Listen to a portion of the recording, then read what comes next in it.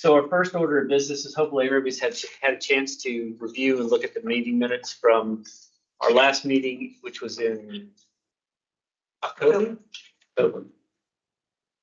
And we need a motion to approve those meetings as they are written. So motion. Thank you, Andy. Second? Yes. Second. Thank you, Nick. All in favor, say aye. Aye. Aye. Any opposed? Our meeting minutes from October are in the record. I think we just need Kurt to respond verbally. Okay. And I think I heard something. Aye. Thank you. Can I make a quick request? Sure. We have a new staff member joining us today, and I'm wondering if we can do a quick introduction. That'd be fabulous. Let's start with our illustrious councilman. We'll go around the room in direction. Brett Gant, Town Council, big transit enthusiast. Stuart Wagner, Apex resident, transit enthusiast, and co-chair of the group here. Andy Working, Vice Chair. Nick Bryant, downtown business owner and resident. Hey, Joanna Helms, I'll pick it off though. Hi, I'm Lauren Sisson. I work in the planning department. Awesome. And are you working on with KDS and transit things, or is it more just general planner? General, I mean, She's planning the technician. newest planning tech, and also graciously assisting us with tech items as well. Awesome. Great, thanks. You know me, Yes. Shannon. Yep. We also have a couple of folks on the call, so I know it's kind of hard on Teams, but Kurt, are you able to introduce yourself really briefly? Hello, Kurt Pfeiffer with Withers Ravenel. I'm a landscape architect and been on the transit committee for about 3-4 years now. Thank you. And Angela, are you able to introduce yourself as well? Yes, so I'm Angela Renke, the town's park planning project manager. And then Amanda's on the call. I know, Amanda. Hi, Lauren. Hey, Amanda. And then Fernando's on there, but he's probably working on something else. That's okay. I know. Thank you. So, thank you, sir. Absolutely. Thank you, Lauren. Glad to have you on board. Thank you so much. Turn it over to Katie now for updates and performance data, something which we all are very excited to hear about. I hope. Yes. So I set kind of a summary page in the meeting email that I sent out, and this is just sort of reiterating the same stats. So just to refresh your memory, we started the last day of July. Oh, hi. Welcome. We're just starting the item 3. Great. Thank you. Sorry about that. So the first month of service, we only had 1 day of service, and that had 70 riders. Then August had 1,259 riders. September had 970 riders. And I think you all had gotten those numbers previously. And then the more recent one, October, had 979 riders, which is 9 more than September. And then November had 1,029 riders. So it seems like we might be kind of stabilizing a little bit around that 1,000 rider mark. It varies a little bit depending on how many, actual service days there are in a month. On time has stayed fairly high for industry average, but is slipping at like a little bit compared to when the service first started. I'm not sure why that would be, but we're still above our target, which is good to know. Remind us how that's measured in the on time. So it's measured by departures from time point stops. How many of those? I think there's 7 or 8 time point stops. And they haven't changed. Right. Okay. Just one on each terminus. There's the time point stop, I believe. Is it in Beaver Creek itself? Yeah. So the shelter that's like across from the Chick-fil-A. Right. And And there's yeah. one near the Walmart. Those are the four that I'm keenly aware of. So there's three others? the Health Flex stop is one, and the ones that are sort of catty corner from the Compare Foods, parking line stop are High Points as well. And what constitutes not being on time? What is the bogey? Do we know? So you have to be less than 1 minute early or more than 5 minutes late to be considered not on time. Okay. So you can run 3 minutes behind and it's still counting as on time. I know the 1 minute early is probably where a lot of our aberrations are taking place. I would imagine so. Yeah. I would imagine that not, that it's early most of the time. Yeah. Just because I see it sitting here. A lot. Mhm. So, I mean, that doesn't mean that they make it up on the back end of the route or whatever, but it's a very efficient route. And Yeah. depending on what your pickups and drop-offs are during the course of the day. I mean, during the time you have a lot of transition on and off the bus, your time points are pretty much dead on. But I just brought the bus in today for the meeting and I know we hit our time points are way early. You know, we were the only people on the bus. There was no other stops to make. That affects it. I don't have the actual times from GoCarry. They send me a monthly summary that just gives the percentage. So that is something I can ask about. One thing that is, I'm not exactly sure how Cary does the rest of their scheduling, but the way this route is structured is there's one runtime and one schedule all day long. In other agencies, they can adjust that runtime depending on whether it's peak time or off time or things like that, but it affects the schedule and makes it less easy for people to memorize it. So there's kind of a trade-off there because we have this consistent schedule throughout the day that doesn't change on weekdays and Saturdays and things like that. But it does mean at certain times of the day, it's gonna take the bus longer and sometimes it takes it shorter amounts of time to get from time point to time point. However, they are supposed to hold at a time point if they are running early. So they might be running early a minute or so between time points, depending on what's going on that day. But if they arrive at a time point early, they're supposed to wait there until they're at the time that the schedule says they need. So we can follow up with GoCarry and see if you know, kind of a big percentage of the not on time trip. Do we know which of the timed stops are the most problematic, either early or late? Do you have any of that data, or is that all just resides Cary? Right, I would have to request it, but I think they have it. I haven't seen it though. I'm wondering about the stop in Beaver Creek specifically as it relates to all of the construction that was going on in that direct area. And is that possibly skewing this a little bit? I mean, the kind of slow and steady decline in on-time performance can start to be a concern. So it would just be helpful to know specifically where and how we're missing. Yeah, I do know, so early on, we got feedback from some of the operators that the time point across from Compare Foods was an issue for them, because if they arrived early, they're supposed to hold up. But it was backing up traffic along 55 into the intersection and nobody was happy about that. I know. So we actually worked with them pretty quickly to actually bump the time point stop to the next stop.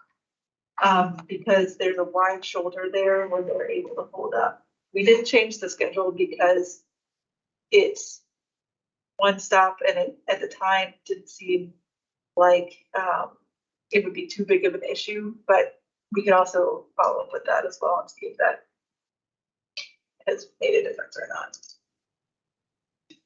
Katie, is there a apples to apples comparison, something like Wake Forest Loop, which is only one in the whole town, or I guess two directions, but, and if that is the most apples to apples, do we have a comparison of their boarding numbers?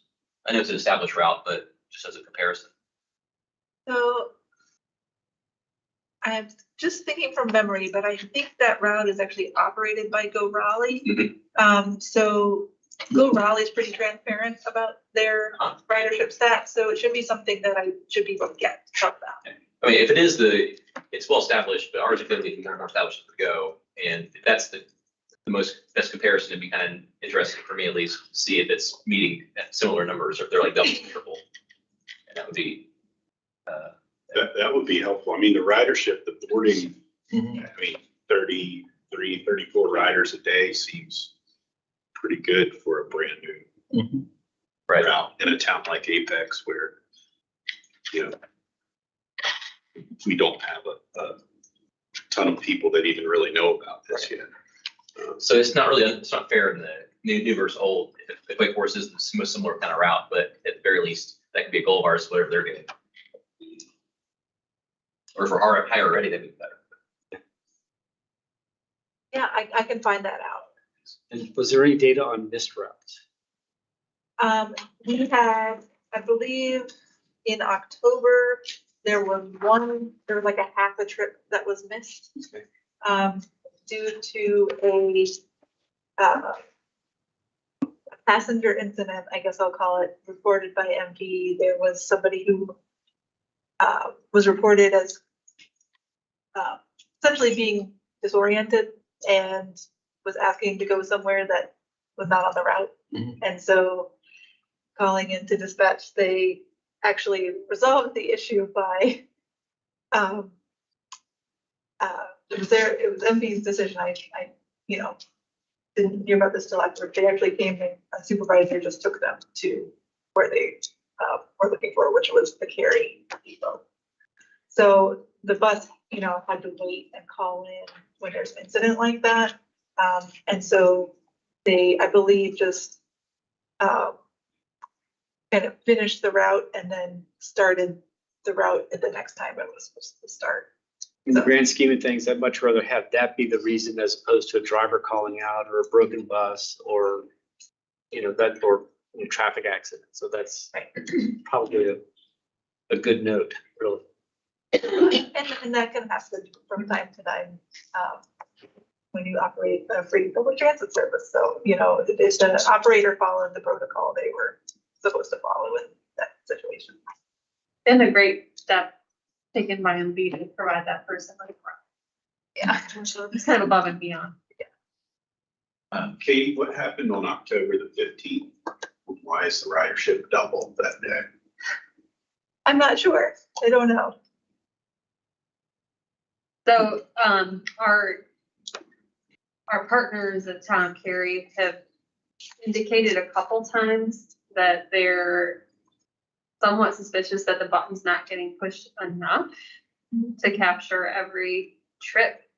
And that's something that they're going to monitor because they agree, like, just based on what they've seen, some of these high days, maybe some of the lower days, it's actually not fully being captured. It's just what their one kind of educated guess that they have. I had forgotten that. So this is still a manual, the driver pressing a button. But they had indicated that they would once again talk with the operators to make sure that they're trying to capture every passenger. Is there a passive way to count boardings? And is anyone else in the region using that? Is this something we can look into? So there's two main ways, or there's three main ways that folks count ridership on buses. One is the manual counts. Like I know Chapel Hill Transit, which has operated free for 20 years. use like little clicker devices, actually to count, but most folks can use a manual input on the fare box machine, which I believe is what GoCarry uses. Systems where you collect the fare, the fare box will automatically count it, and the policy is that you have to interact with the fare box before you get on the bus, so it counts ridership that way. There are also devices called automatic people counters, APCs, which are basically like, you know, a little laser beam that is installed with the two sensors on the door of the bus. So anytime the beam gets crossed, it'll count it. Those are devices that require a lot of calibration and maintenance, and are able to be used for official ridership counts from FTA if you follow a certain program, which GoCarry has not requested certification through at this time. So they have APCs on the buses, but they're not the official ridership numbers. Do we have any comparison data on, you know, what these numbers are versus the APC numbers? And how does that compare to like Terry's differential? Like, we have the same delta between the manual count and the APCs, or is ours higher or lower? It would just be interesting to know that. I don't know if we need to belabor the point, but I'd be curious to see how accurate the counts are. We can look. They sent me, I requested quarterly APC data for this past quarter, but the numbers they sent, I had some questions about, so they're looking at them before they give them back to me. But usually you have some sort of calibration factor. APCs tend to overcount. Farebox tends to slightly undercount. So there's usually some rectification that has to happen. And I would guess anywhere from like 5 to 10% over for APCs versus slightly under for Farebox or manual. So I guess the short of this, there's no good way to do this. There's no perfect way, I guess. Yeah. It's challenging no matter what the year.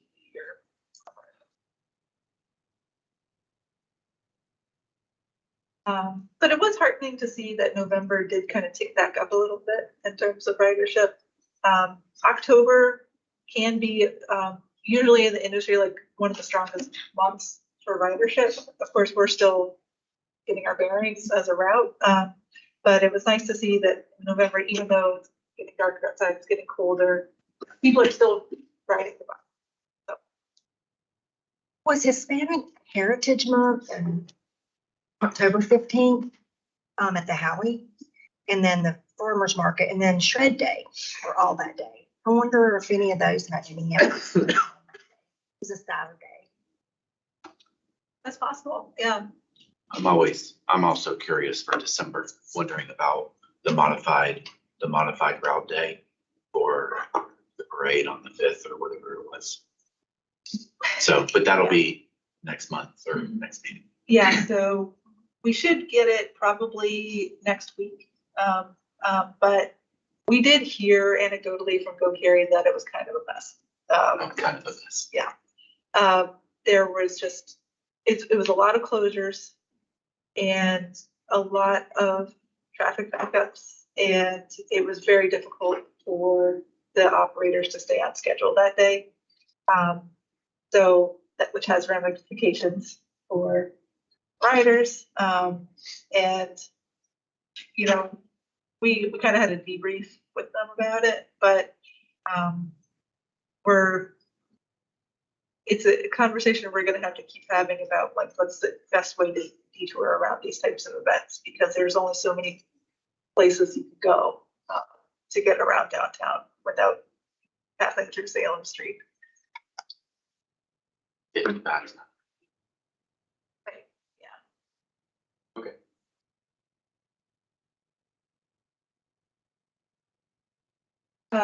So updates for the door-to-door service.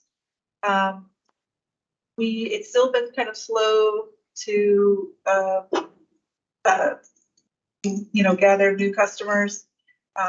They had 7 new applications received. Basically since the last update that we gave to you.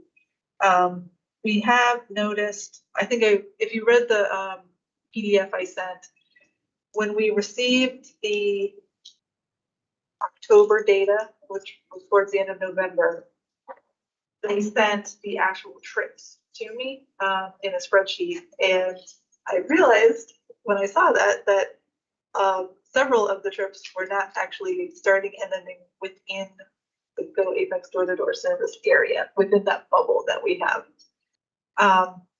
And upon talking with Go Wake Access staff, there was a misinterpretation of the map that the interactive map that they've been using to determine whether a trip counts or not. And as soon as they realized that, they acknowledged it, stopped it, called the folks who had been taking those trips. And my understanding is that it's dissolved now, but because it was almost at the end of November that we saw it, it also involved trips in November. So we had, of the 20 trips that we had in September and October, 8 were technically ineligible trips that took place outside of the service area bubble. And in November, 15 of the 20 were ineligible trips, according to our service area. The good thing about Go Wake Access is that they also operate other programs in the Apex area. And my understanding is that they were able to communicate to those riders who had taken the ineligible trips that they would be able to use one of their other programs. So the trip was still available to them, not necessarily free though.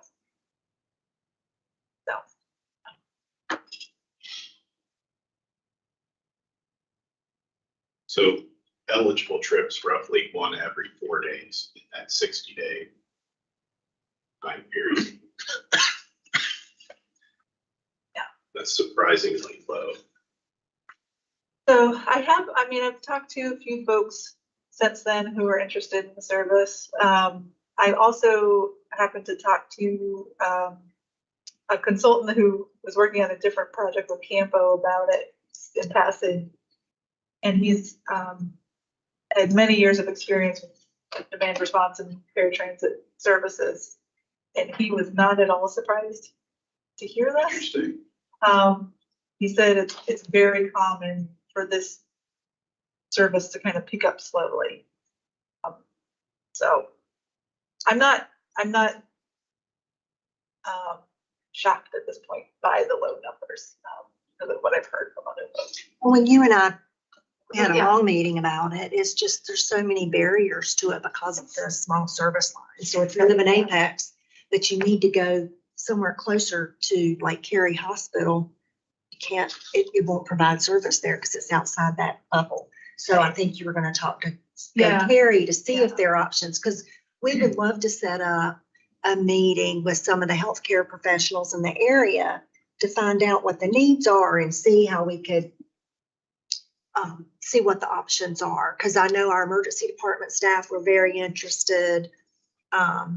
Advance was very interested. So we have folks wanting to learn about it, but we want to make sure we understand the process and the service lines. Because we want to offer to patients and then it not get them where they need to go. But it's fantastic if we can figure out that piece, because they have to live so close to the facility to get the door-to-door in Apex. Yeah, it's almost like if you think about it mathematically, there's like an exponential relationship between the trips based on the that would be eligible based on the service area size, you know? So if you have a very small service area, there's gonna be very few trips that somebody is gonna take that happen to be within that service area. The bigger the service area is, the more and more trips you know, are likely to take place within the service area. And just as a refresher, I'm trying to picture the service area for this it's a certain distance from the fixed route. Yeah. And so it has to start and terminate within that. Yeah, and just a quick explanation of that. That is the federal sort of minimum requirement to provide that ADA complimentary paratransit service. What it's essentially doing is providing an accessible version of the route.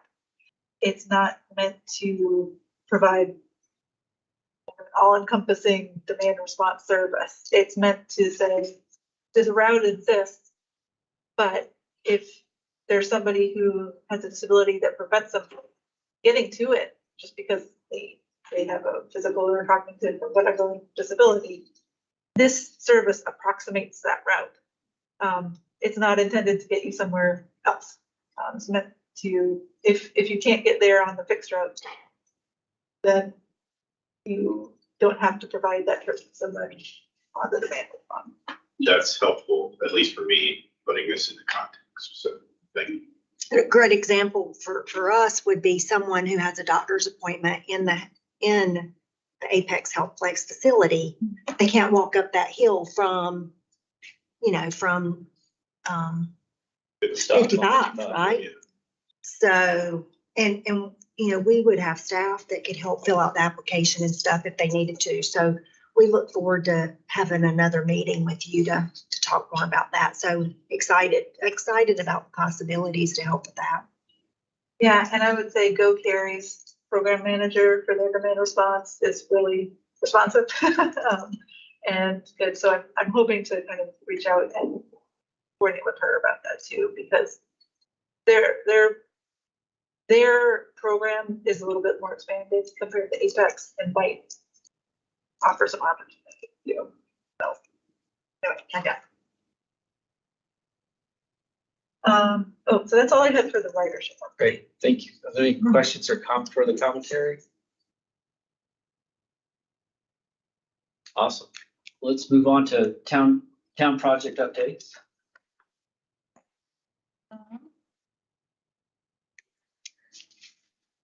Going to be a little bit quicker on these. So I don't have too much to say about the bus stop sidewalk art project, besides the fact that I finally got the call for artists. So it went live earlier this week, but the due date is not till March 17th. So it will meet the town's policy to have it open for at least 60 days. I'm going to be working within the next day or so to help promote it. Thank you to Bethany actually for sending me some ideas, as well as Tom Colo from the Arts Committee. So we'll be kind of spreading the word about that and see what folks apply. That's really all I have at this point.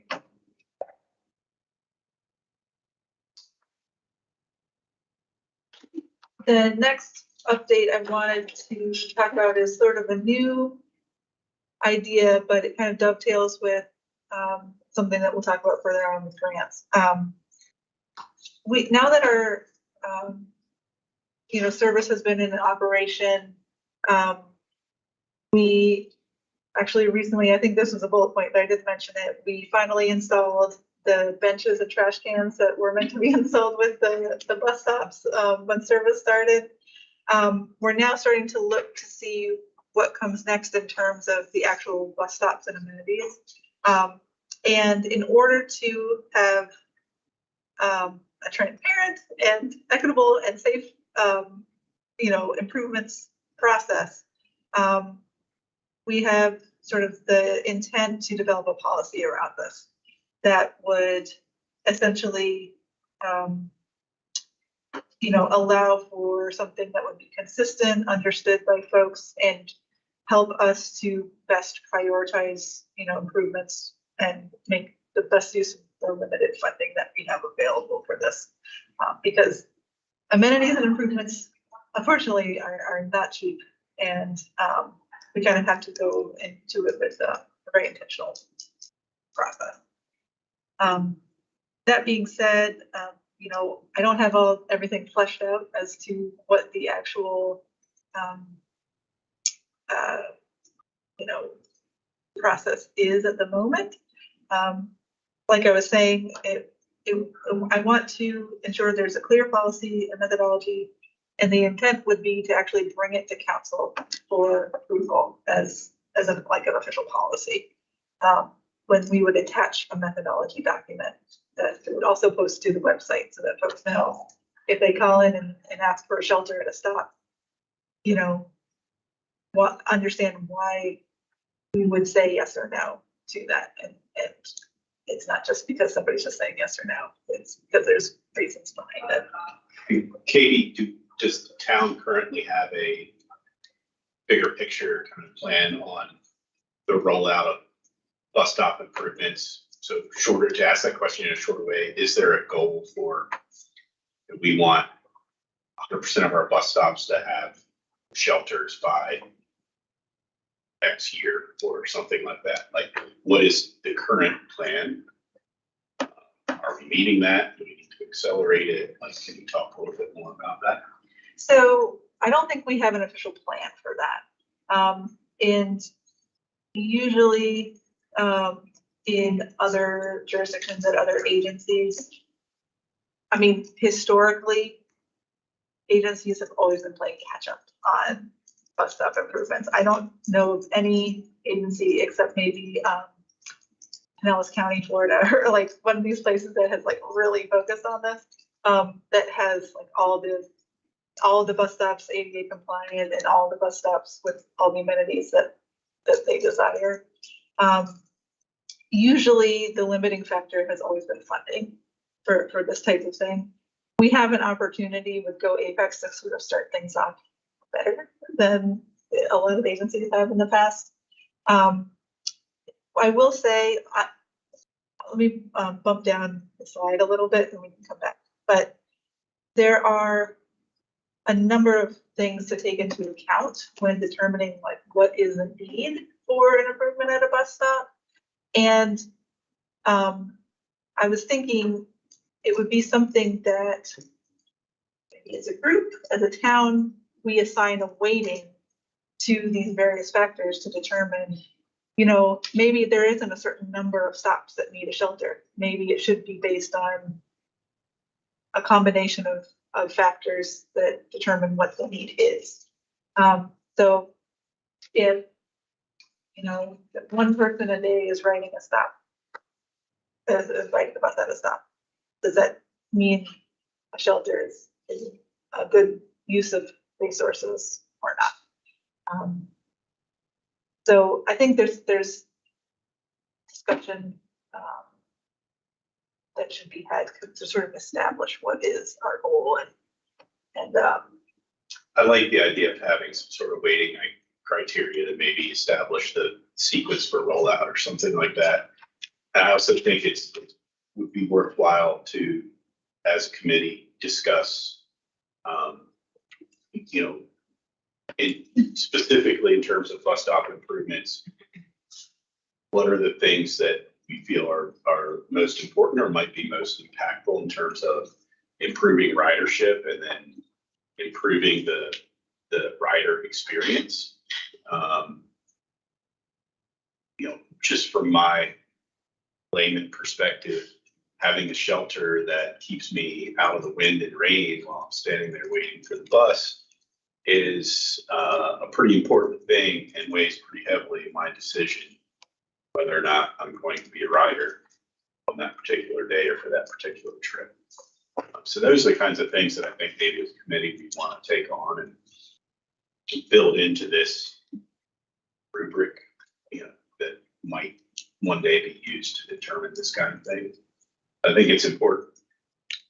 Another way to view it, you know, fully agree with what you say. Another way to look at it is how Go Apex Route 1 is being a good steward to the town as well. I mean, I sat at the bench up there at Publix.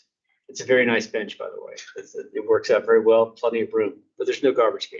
There's no trash receptacle. Having a trash receptacle means you can put away that drink before you get on the bus where drinks aren't allowed, perhaps. Same token, a trash receptacle means that your bus stop isn't leaving piles of trash in front of somebody's business and causing heartburn that way. So it's low hanging fruit to me would be trash receptacles. You know, the next stage down, I'm not sure what that would be, but a little further down would probably be shelters. And not everything needs a shelter. You're right. I think if you're at a high density bus stop where, you know, for instance, here in front of the town hall where people could potentially have 6 or 7 riders waiting, a shelter makes sense. So those kind of improvements, definitely.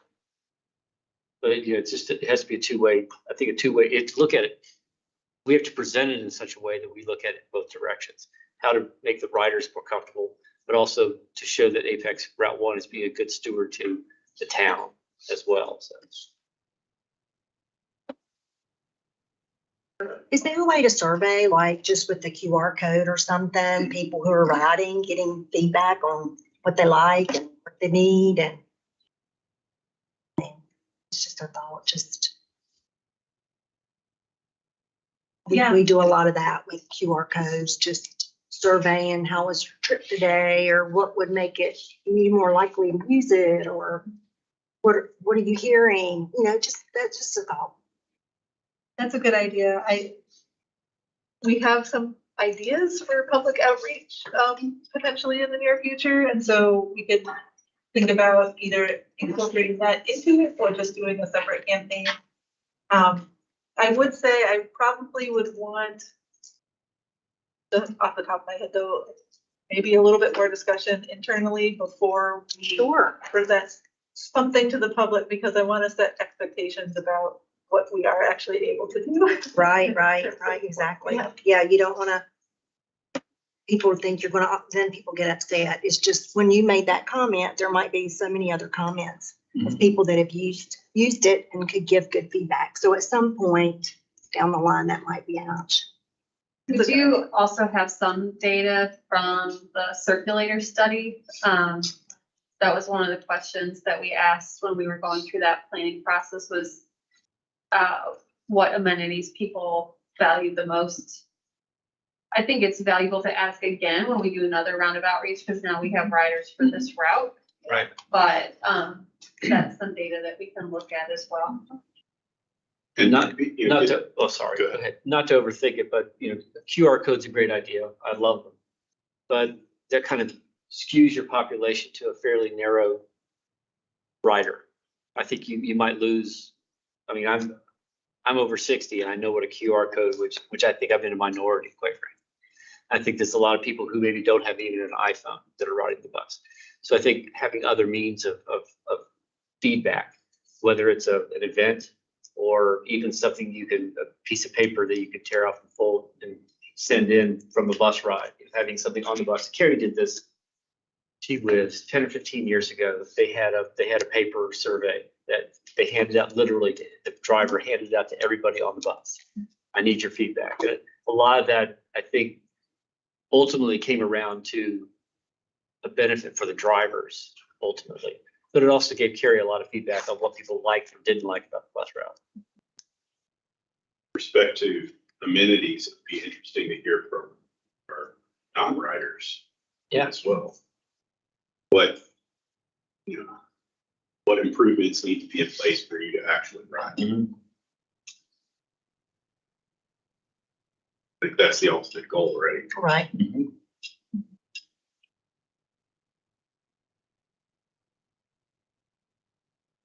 Who moves shopping carts that are at bus stops back to where they're supposed to go? If anybody? I would say, I mean, my guess is that if it's not noticed by the proprietor who owns the cart, then it would probably be something that would be reported either or noticed by your public works department as they're doing.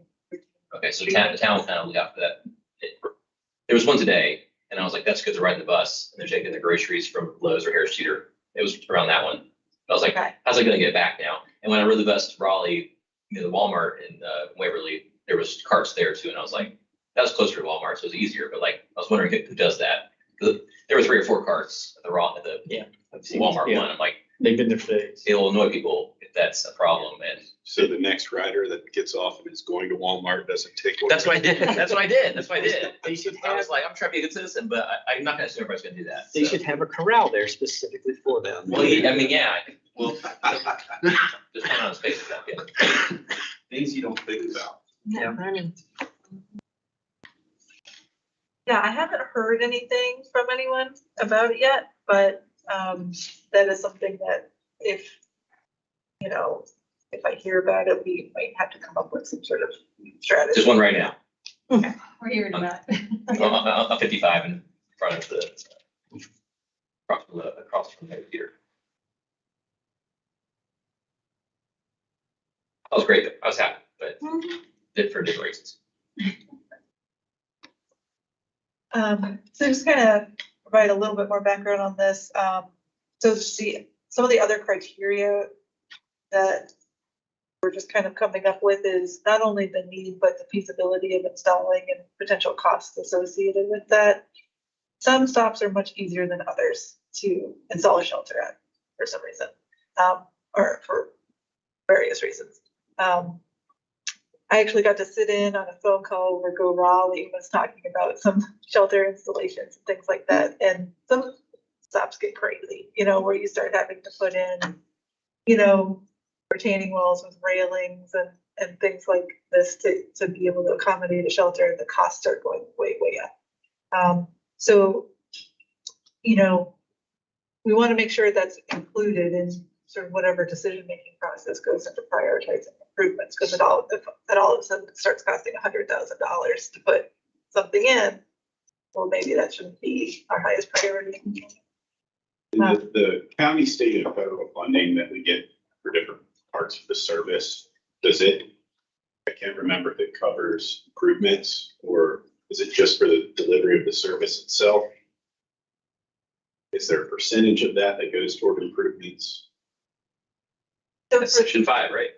Coming up. Yeah, so we're actually thinking about that, but the short answer is there's a small amount that's made, that we've sort of planned for maintenance of the stops, which I think could incidentally help with some of these things, but it's not enough to sort of start a campaign to improve all the stops or something. So when we're thinking about amenities, we should be thinking about them in terms of them being almost purely a town funded thing, or is that oversimplifying?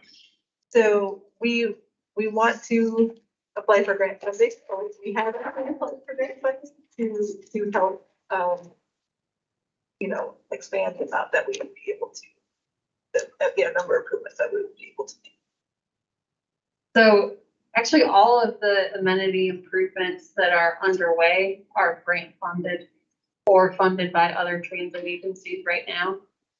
The shelters that will be installed through the CDBG funding, the Go Triangle projects to install shelters on Mason Street. So far, we've been able to get a lot of help from partnerships. And then through the community funding area program, we could probably plan on about 50% as far as ongoing, and Katie will get into it in a future item, but the town would probably need to plan on at least 50% of the costs for ongoing. My experience, guys, is that we, safe routes to schools, sidewalks near schools, we did something like this, got passed, we had a nice prioritization, and the town council put $10 million in the project. So I mean, this would be great. It will focus the funding energy of the town. And as of last night, I would presume that support for transit will be even higher than it was before, which was already pretty high. So I think we should do this in haste and ask for budget items along these lines, is my suggestion. So you're Even this saying year. for this year's? Yeah, for this year. It's still time, I guess, to get it in there. It'd be really nice to have this policy kind of in place by the budget time for the fiscal year, and then make the ask as well. Is it my suggestion? But that might be too fast for you guys. What time are we, what's the time? June, end of June is when first of July is the fiscal year for the next, or is it August? No, it's July, right? Do we need to have a working session to do that? Would be. I don't know if they're ready, but Well, we put in a $200,000 annual bus stop improvement request through the staff capital improvement plan request. That's the first step is staff makes the request. So there's an item in there and town council could recommend more or less or cutting it. But that's what Katie's been working toward with this grant application, which we might just want to skip down to that one since we're talking about it. But that would cover half of that item that we've included in the capital improvement request. So if it's okay, Sure. I This might. makes good sense to segue to this. Okay, I'll skip down to item 5. So, we went ahead and just last week, submitted some grant requests for this coming year for the Wake Transit Community Funding Area Program, which is the same program that funds the operations for Go Apex Road 1. One of those is the one that's called Bus Stop Improvements here, is essentially for funding for additional amenities and improvements to bus stops. We put in basically a $200,000 request where 100,000 would be funded through the community funding area program, and 100,000 would be funded by the town through that request that Shannon just mentioned. And this, I mean, where we came up with the amount was just sort of considering, you know, what we would sort of be able to handle internally within a year based on, you know, additional amenities that weren't already just installed as part of the LAP program or one of these other grants that we've received. But it would sort of require us to have this policy in place in order to start prioritizing the places that would need improvements the most. And yeah, so that's kind of the status of that one.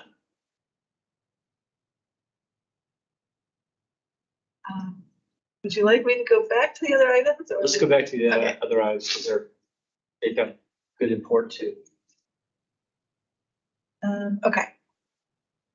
So do we want to talk about, Andy brought up the idea of maybe doing a working session at some point.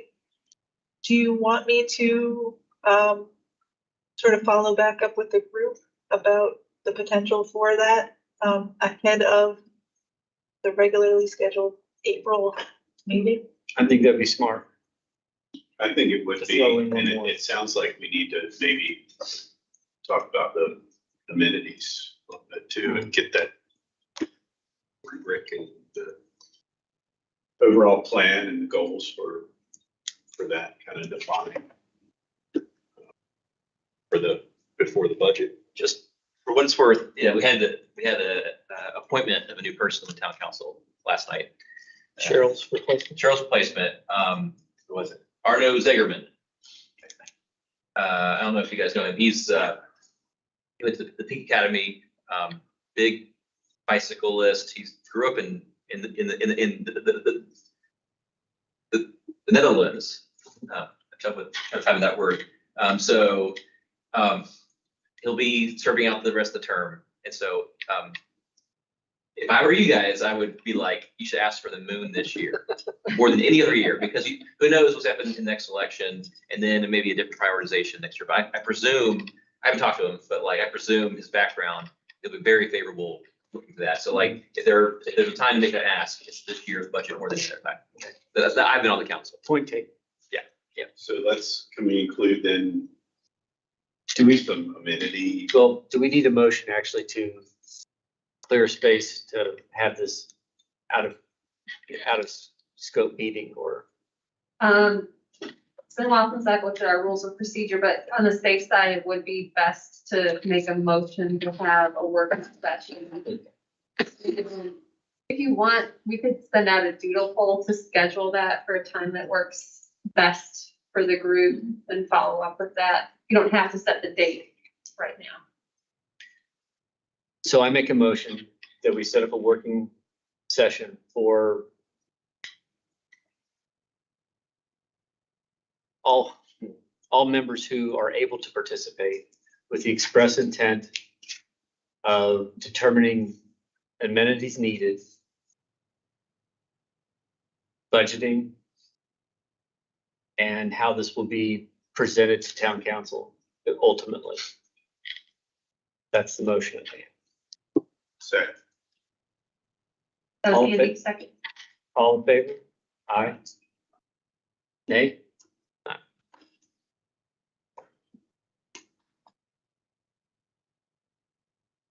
Are you able to respond verbally? Yes, aye. Okay, thank you. Okay, You have that. yep, Okay, I've got it. okay. Can I ask you a question? Sorry about this. Back to the grant thing, community grants. Another thing I've perceived politically is that communities that are eligible for that community grant in the last election, my perception is that the people that won were less favorable to transit in general, from what I could tell from like their campaigns and everything else. So I presume there might be fewer places applying for these community grants, maybe you know better, and that us applying, ooh, it may have less competition in other communities in Wake County for this community grant program next year, and maybe the next couple of years. Maybe not. I don't know that one as well, but like the money is fixed, but the number of people applying would affect who gets it, right? And if we split them on more, but I presume there may be, APEX may be anomalous in trying to go even harder toward transit than some of their other peers in Wake County. But Saying we should ask for more. I don't know. It's already in there. It doesn't matter. And I wouldn't suggest changing it, but if there's future things we can ask for, think about the money in that way. We might get a greater share of it than we would have thought. Yeah, we just applied last week, so I don't know how many other things they received this year. Anecdotally, I heard before I turned the application in, so it could have changed, that there weren't any other planning grant requests Right. for next year. I'm not surprised. But there could be other operations or capital grants. I just don't know. So you're right, though. There's sort of a fixed funding pot for this program. And on top of that, they do have some kind of sort of distribution limit, I guess you could call it, of any one community in this program isn't supposed to be allotted more than about 30% of the total funding any given year, so that it doesn't become a program just for one municipality. But we're not at that point yet, so we do have capacity to apply for more funding. And we've basically applied to that limit for this year, so. Good. Yeah. That's a bad policy in my opinion too, but 30%, but anyway, sorry. I'll get your meeting. Sorry. Go ahead. You're good. Before we move away from Yeah. transit priorities, just one quick question. Last meeting, we were talking about transit priorities. Someone brought up the stop at the senior center. And there was a note that we were gonna look into what, if anything, could be done to maybe move that stop actually a little closer to the senior center. Has anything been done there, or are we still kind of working? I have not made much progress there. Basically, I've had a conversation with Gary, and at this point, they've kind of, left it up to us to decide what we want to do and would ask of them. So sort of, there's kind of two things to keep in mind with that project. So one, identifying a safe, sort of permanent stop that's a good spot for it.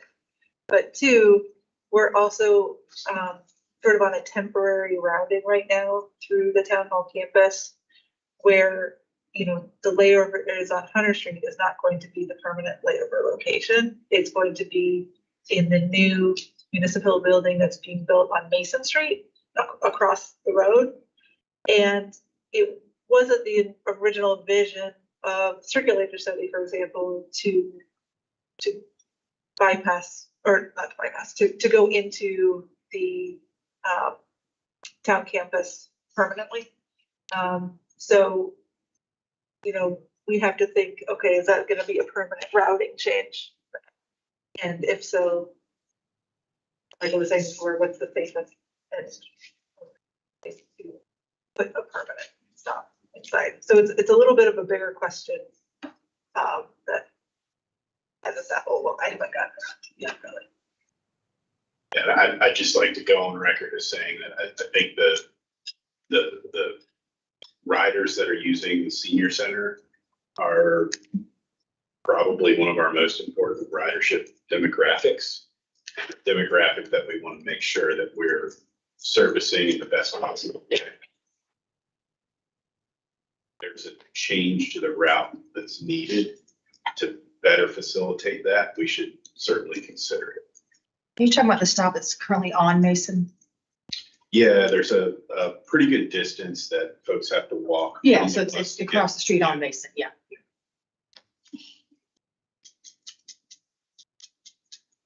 It just seems to me that it should be like,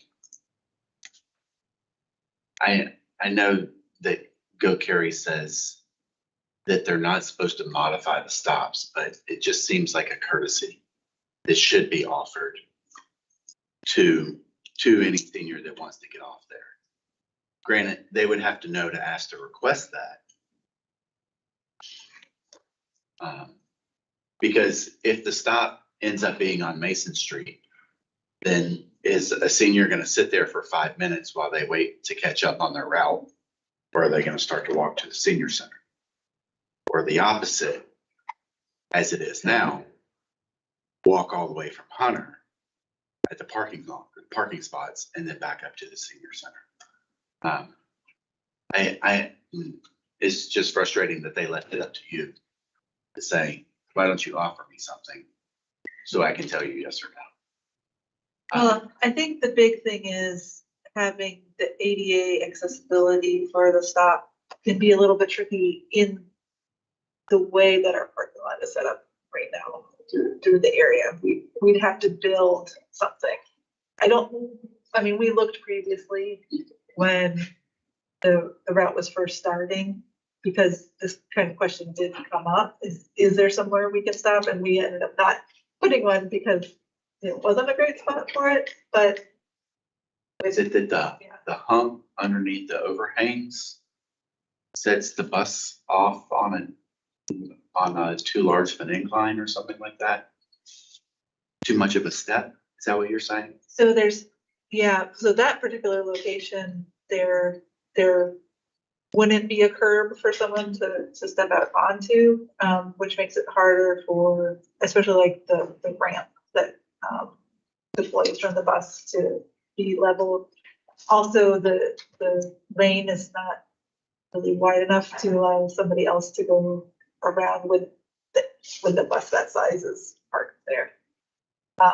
So that was just one of the other things that we have noticed at the time. What about for plannings? What about in theory? Never mind.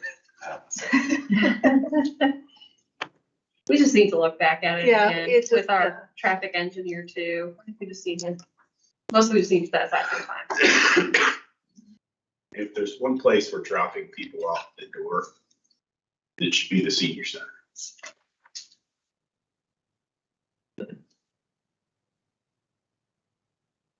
If the access from use was ever given, acquired, whatever you would say. I don't know what the timeline for that is. Spoken on record now. Got it. Yeah, so I think, so the long-term kind of discussion around that would probably mean recommended transit map change to make that permanent routing if we put a stop inside the campus. And, working towards placing a stop there. Well, what doesn't make sense to me though, is if you make that a permanent stop, and I thank you for following up on that. If you make it a permanent stop, 50% of the time, it doesn't make any sense. After 5, 6 o'clock, leading up until 10 PM, let's say 9 o'clock when they run their last route through there, then it doesn't really make sense. It's not open. Well, the community center is open, I think, till 8 or 9. I see people there pretty late. I mean, not the same demographic that we're talking about, but still, I think there's an opportunity to serve people there. If you're getting pushback from Go Carry about altering the stop to include this, I mean, they've already set the precedent on their route 6 or 4, maybe, I can't remember which number. They stopped in front of the senior center on Lake Bond or Bond Park. And they make every accommodation for that all day long. So they've already set the precedent of making that a priority. So there's really no reason they should push back on us if that's the case, if I'm understanding correctly.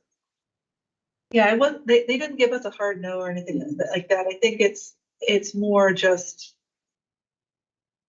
ensuring that it's gonna be a safe and accessible stop, and it's not gonna interfere with traffic or cause unnecessary risks or things that they don't want to deal with, which I understand. Yeah, so noted. Thank you. So another thing I wanted to come back to was something that came up or was brought up in the October meeting, which was this discussion around sort of what are the next steps for transit and Apex.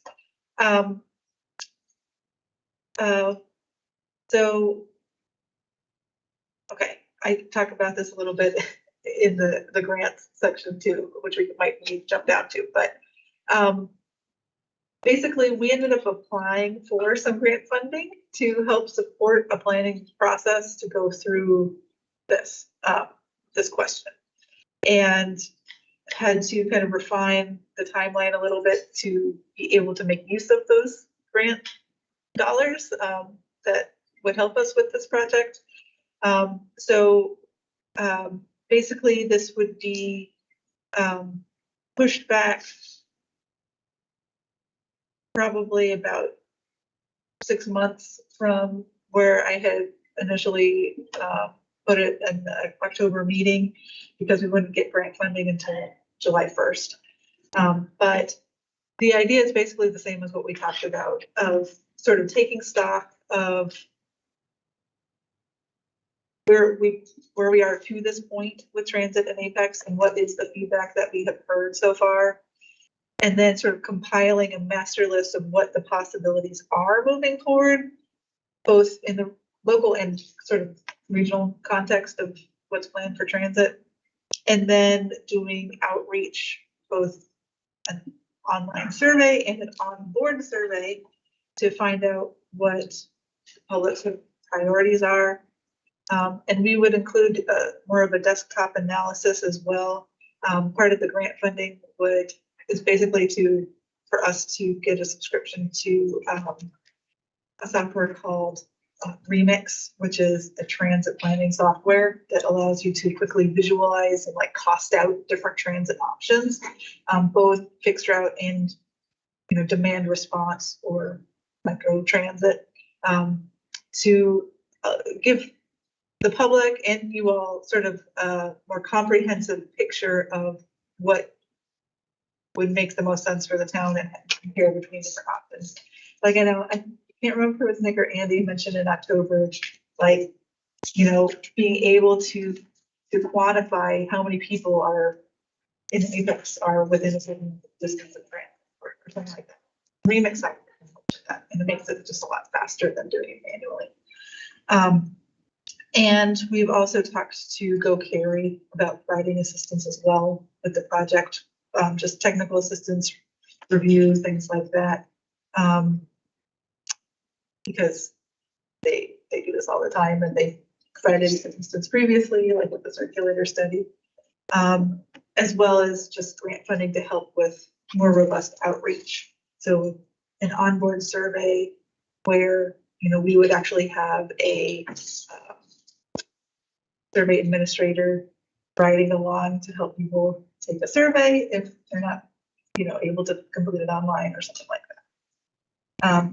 So this would sort of get us to a recommended prioritization of next steps for transit. Where everyone would be on the same page about, what the trade-offs are for what different options we can pursue. And I'm planning, assuming we will get the grant funding, like I just mentioned, I don't think any other municipalities have applied for a planning grant through this program this year, so that's a good sense that we may get it. But, starting the work sooner that is sort of the literature review of what our previous plans are and where we are to date. And then jumping into the analysis this summer, doing the outreach, essentially this fall, and then wrapping up in winter.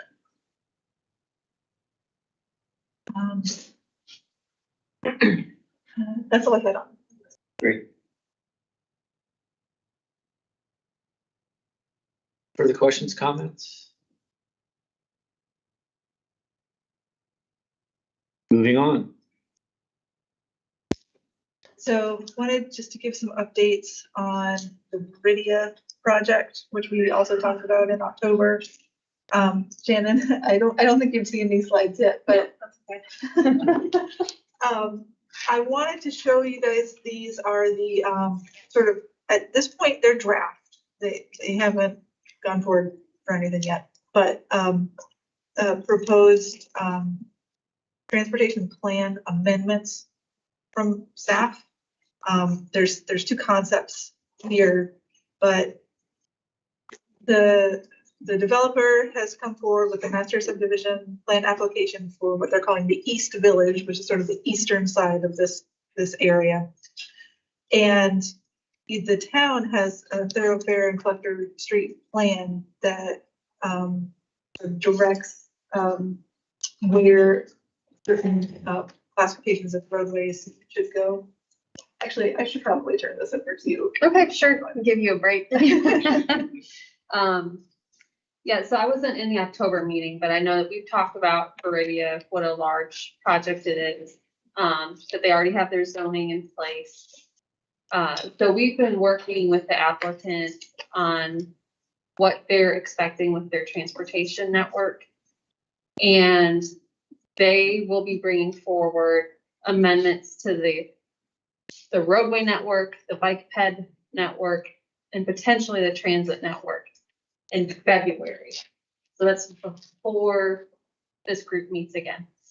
So we wanted to go ahead and share with you what we know and kind of get a sense of any concerns so that we can bring those forward to planning board and town council. So the roadway network is what Katie's showing here. And substantial changes, I think I'm gonna have to get up. So I'm sorry, Kurt. Katie might have to use the mouse for you to be able to see. Angela and Amanda are well aware of these. So this is Jesse Drive coming in here. That's a major future roadway for the town. It'll eventually extend into Viridia and all the way across 55 to 1010 Road. So it's planned as a 4-lane thoroughfare. And that's also shown as a future transit route on our transit plan map. So just to orient, that's the road by Knight's Play? Yes. Okay, Yes. I know where we are. Thank you. Yeah, but right now it's dead end. And then Viridia Parkway, shown here, is also existing. That will eventually connect to Jesse Drive. And so that's also shown as a transit route, a future bus route on our transit plan map. And as far as future bus routes, that's all we have shown on our transit plan map. We've been working closely with Viridia on the transportation network And a lot of what you're seeing are changes to the collector street plan. Both new alignments and new roadways. And they've also been working with us on the concept of how they plan to develop. And so our expectation is that a lot of these collector streets will be in place and there'll be development around them before Jesse Drive ever connects to 55. So that's part of the reason for looking at transit plan map amendments. Because we don't want to have to wait for Jesse Drive to connect to be able to, consider having a bus serve this area. Also, just the way they anticipate developing with their kind of activity centers that would support transit aren't necessarily along Jesse Drive. So that might be a good segue for, I'm guessing you have your sketch. Yeah, so just quickly refresh your memory of what our approved transit plan map look like for the area. This blue is what Chandra was just referring to with Jesse Drive. And sorry, I don't know if you all can see this. Yeah, I can see it online.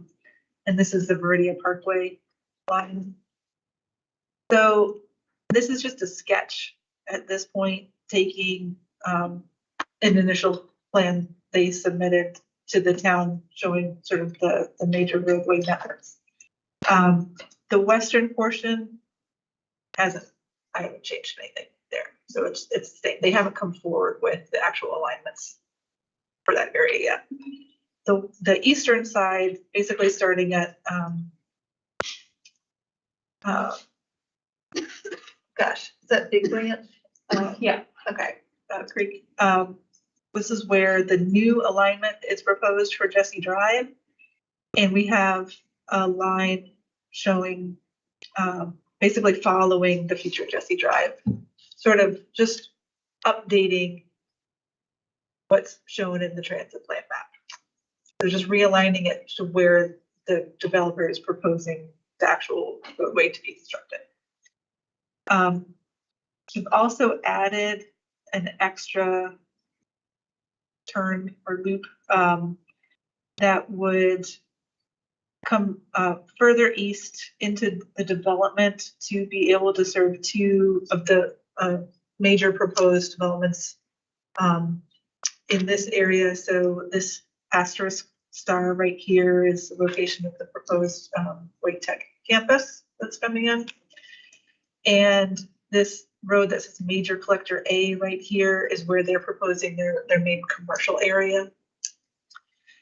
And so we wanted to make sure the transit would have closer accessibility to those two destinations. And then this roadway coming up here it's not built yet, but would connect up to 55 at Pristine Water Drive, which is, well, actually it would connect where it's now like that concrete facility, I think is what it is on 55. But this roadway is actually probably going to be the first connection that we would have that would allow us to connect 255 with the full access intersection.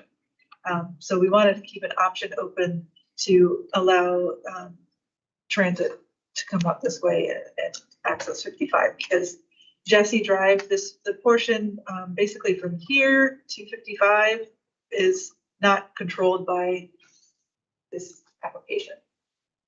So it might not be completed for a while, and we would not be able to connect a bus through there. These other intersections down here are within the project area of, is it HL 007? Yep.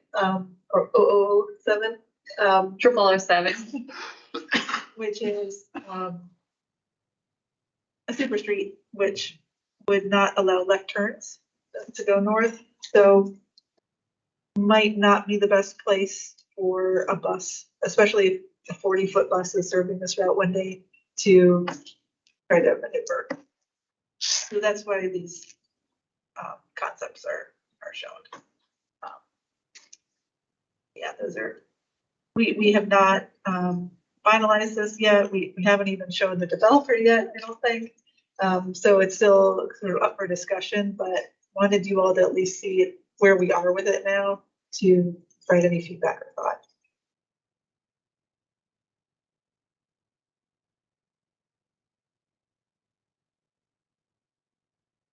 I think it's great just to keep our feet pointed in the right direction. Yeah.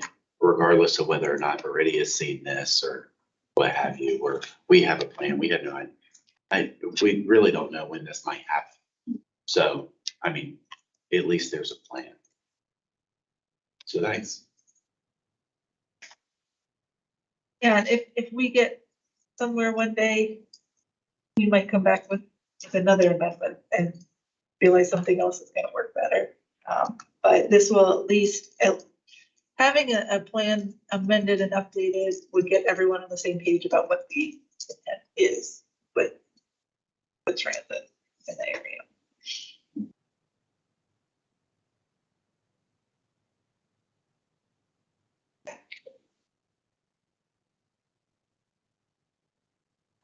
I also wanted to give a quick update. So I didn't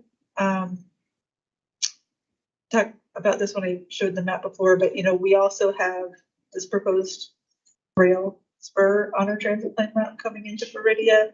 And I might have touched on this in the October meeting, but I just wanted to let you know that as staff, we are working on an analysis right now to sort of explore what the best fit might be for transit connections, especially in the western portion of Viridia, and if it still makes sense that for the town to promote or pursue a rail connection into Viridia. And that's basically going to just be a comparison study of places that have these modes and what sort of investment it was, what sort of performances those systems have, what sort of ridership they get, things like that, and see if it's anywhere close to what we might be able to manifest, in the Viridia area.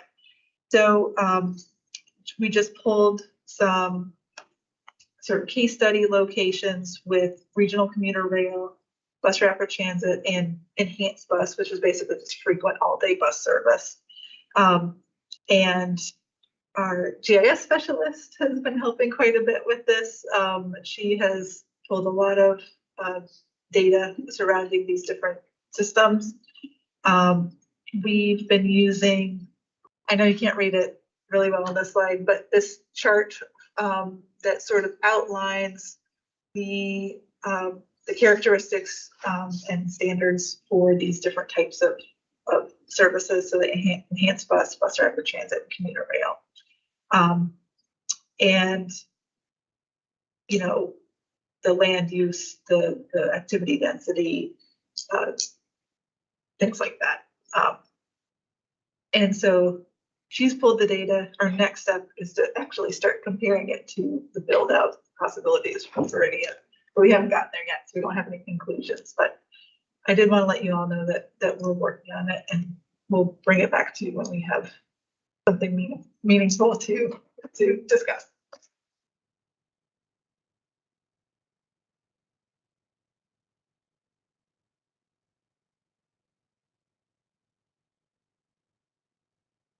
So that was it for the town project update. You kind of rolled through some of the grant information, but jump in where you left off. So yeah, I think I covered some of the planning project, which is to support the development of the transit priorities for Apex. The amount we're requesting is $44,500, of which it's a 50% match. So the actual grant amount would be $22,250. Like I said, I think we're positioned pretty well to get this funding, but we probably won't find out until maybe April, I think. So Then the next one was the bus stop improvements request, which we already talked about. And then we actually put in a third request for a capital project for completion of sidewalk connections for Saunders and Hinton Street. And I'll go ahead and go to the maps to give you context of where this is. Essentially, this project is completing sidewalk for this area in yellow, which is just to the west of downtown where there currently is no sidewalk along this roadway. The town has already been, working on planning and design for this project and applied for a LAP grant, which is the Campo local. It's all the federal funds that our transportation planning region gets. They disperse it through this program that's called LAP. They take it all and put it through this one process. So this application for the community funding area program would essentially be paying our local match for the LAP funding. So it's almost like we're leveraging these two grant programs to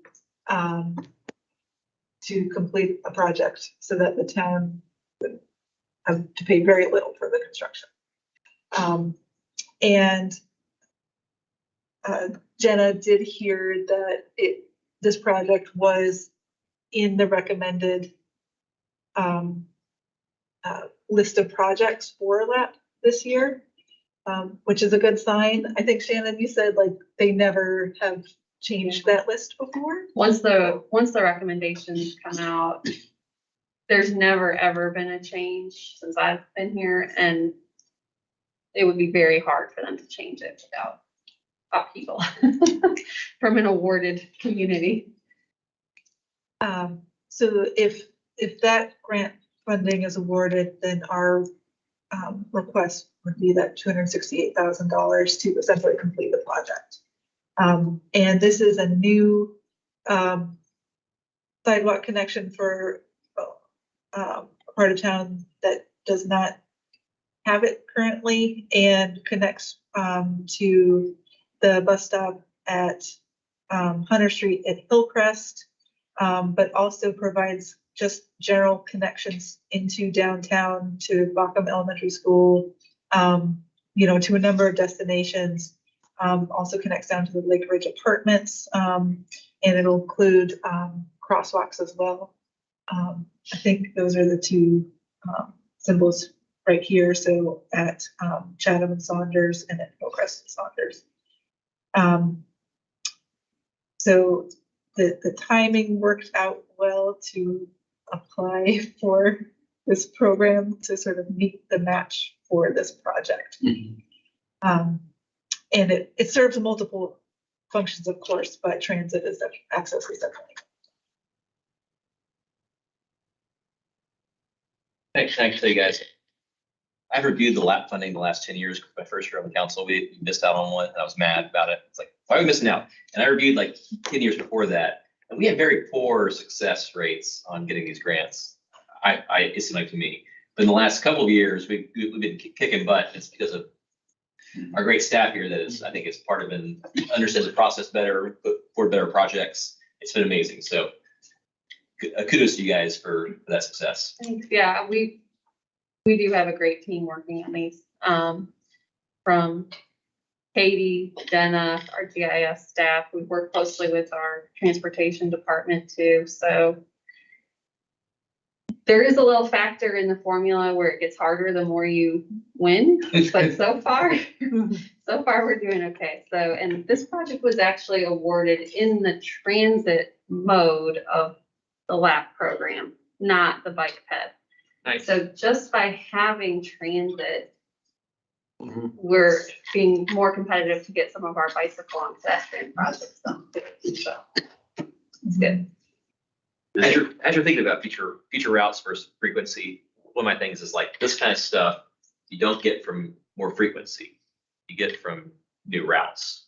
So that's why I hope you guys discuss this in that workshop. Maybe it's kind of what you're going to recommend, think about. But like I think that's the part of it is we've had this possibility open up with the Route 1 and future routes would open up more possibilities, which would be exciting. So, It's true. It's true. that's what I think. This project aside, what happened to the Chatham Street extension, sidewalk extension project? Oh, that's still in the works. So that is the downside of getting federal funding, is the projects take much longer to complete. So we don't usually go for federal funding unless the project hits the $1 million mark, or staff doesn't recommend.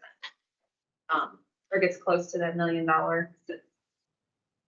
And that's why when this one hit that $1 million, we were like, okay, let's try to apply for some grant funds for this one. The Chatham Street project, we're in the final property acquisition phase of that. And then there'll be several months of DOT review before we can bid it. Several more months of getting on the same page with the contracts, and then you can finally start construction. So that's a trade-off of these grants. So there will be acquisition along Saunders and Saunders and Hinton, I haven't looked closely enough at the design to know if we need any right of way. I was talking about the Chatham. Street. right. You speaking about Chatham, you said property acquisition, just thinking how narrow Saunders is. Yeah. I just assumed. Probably, yeah. I mean, it's pretty rare to have a project where you don't need any kind of easement or acquisition. We try to minimize impact, but usually something's needed. And I might be wrong, but I think the sidewalk is only on the north side of Saunders and the west side of Hinton. It's one side. It's one side of the road. Yeah.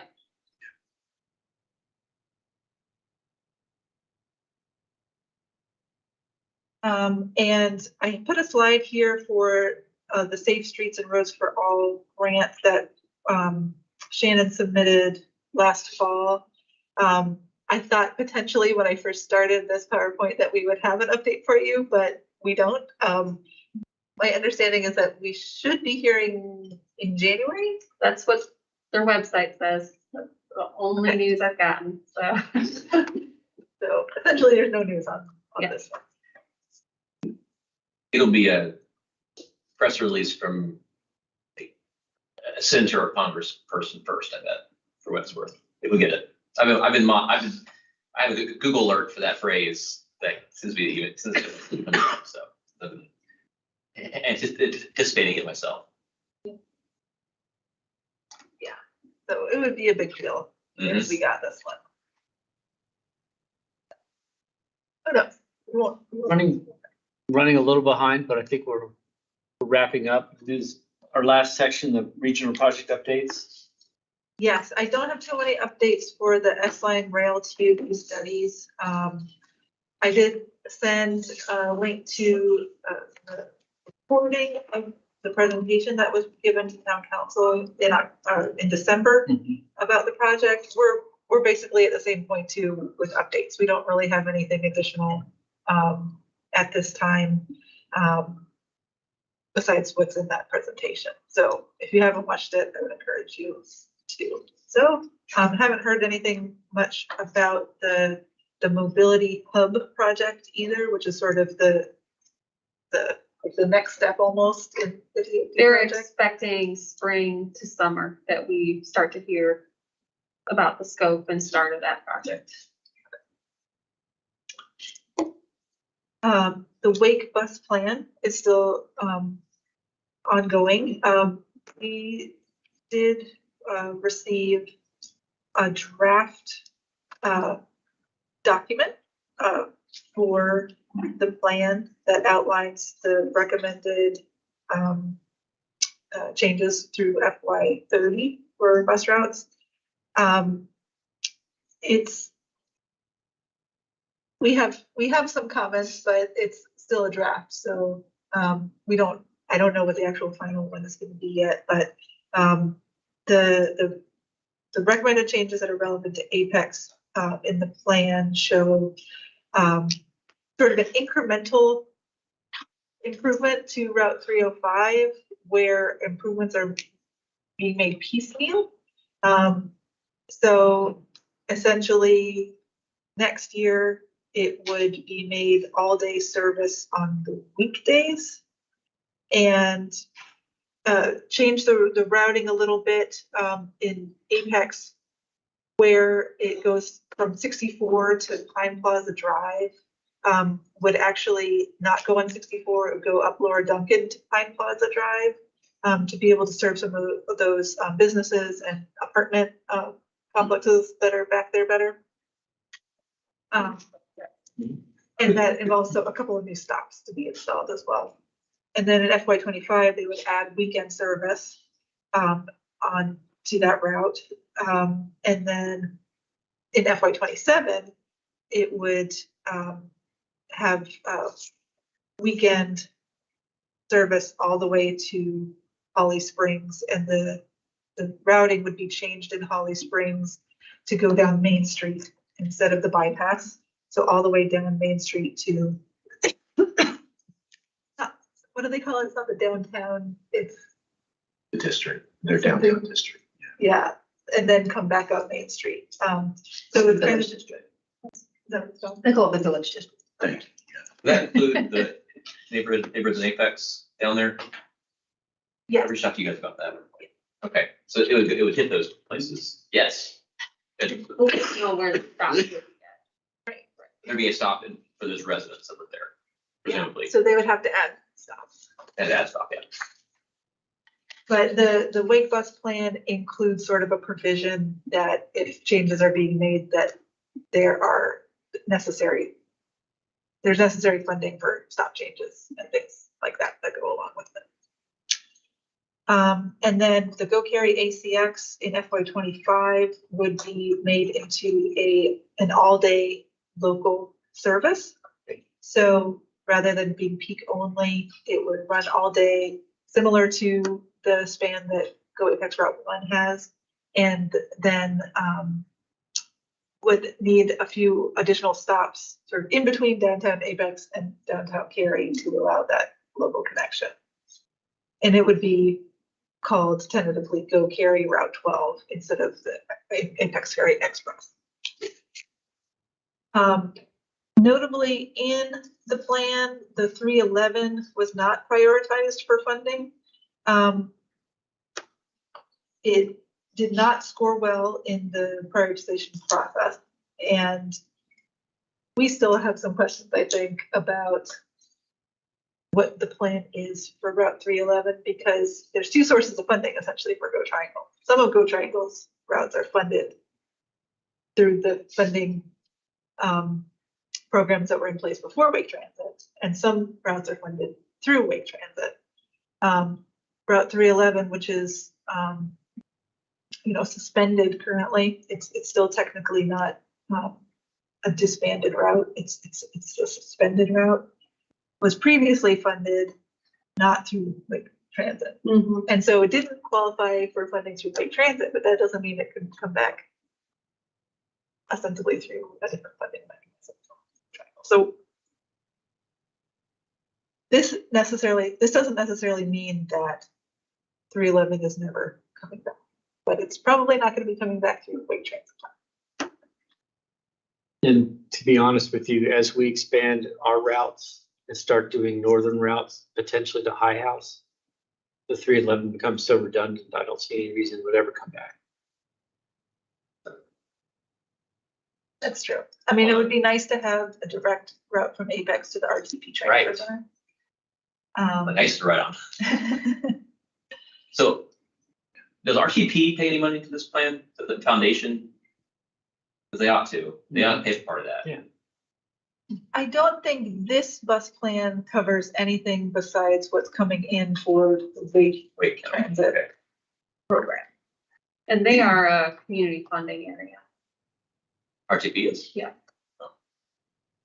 But it's not in Lake County, is it?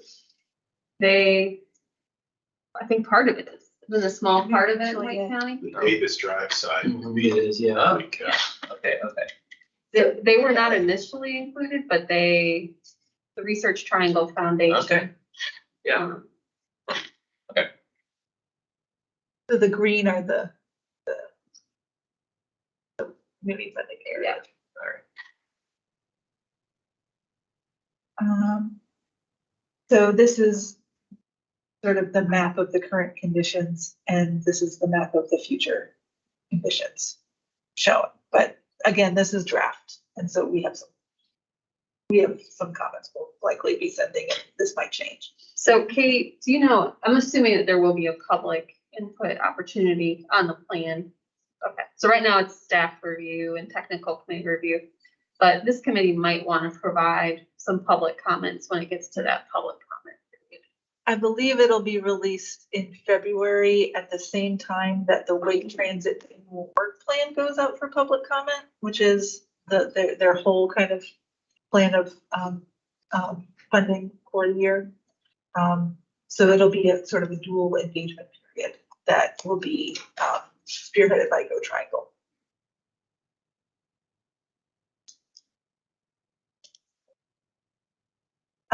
Okay, that was all I had. Sounds good. Other business, next meeting with the exception of our out of scope meeting coming up in, did we decide a month, February? I'd like for Katie and I to be able to talk about what we Sure. can deliver, and then put out a doodle poll for that in a time where we can actually have something ready for you to consider. That'd be great. Otherwise, we'll be here on the 12th of April. And I consider it's adjourned.